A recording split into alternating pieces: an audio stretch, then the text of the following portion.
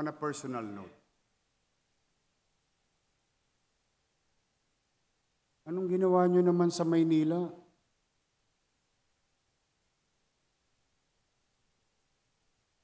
Wala na ba kayong konsensya? Puro na lang ba kayo, si ako, si ako, si ako, paano ako? Wala na ba tayong kahihiyan?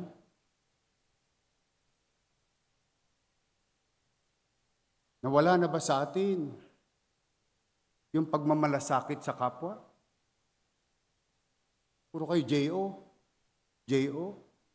Tingnan niyo nangyari sa syudad. Makapagbintang pa kayo sa kampanya, wagas. Hindi ko lang talaga kayo pinatulan ng kampanya eh. Bakit? Ipinagpa sa Diyos ko. Bakit pinagpa sa Diyos? Eh, ang hirap ng paliwanagan, ang taong nagtetengang kawali. Salamat naman sa Diyos.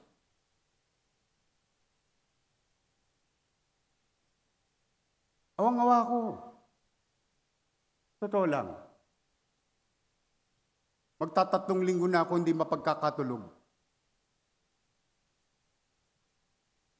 Paano babangon muli ang Maynila?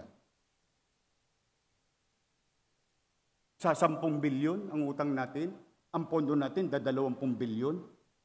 At the rate we're going, our PS services amounting to 60% of what? Of 20 billion? That's 14 billion. And you still have about 6 billion.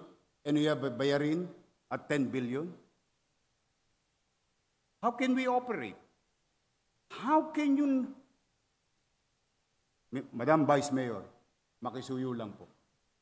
Bawal na po sana sa inyo ang Zoom session. Hindi na po pwede pasum-sum na lang ang konsehal habang nasa Boracay nagsesesyon.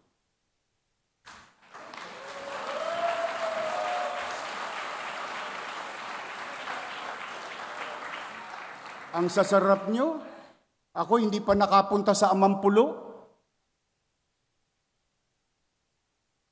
Kaya ko naman. Hindi ko naman sinasabing masama yun. But if I may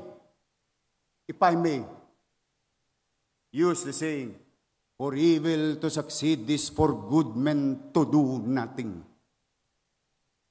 Ang pananahimik ninyo ay pagpayag ninyo na maghari ang kadiliman sa ating buhay at pamayanan. And I hope we start realizing we together repair this. We can repair this. We can heal the city.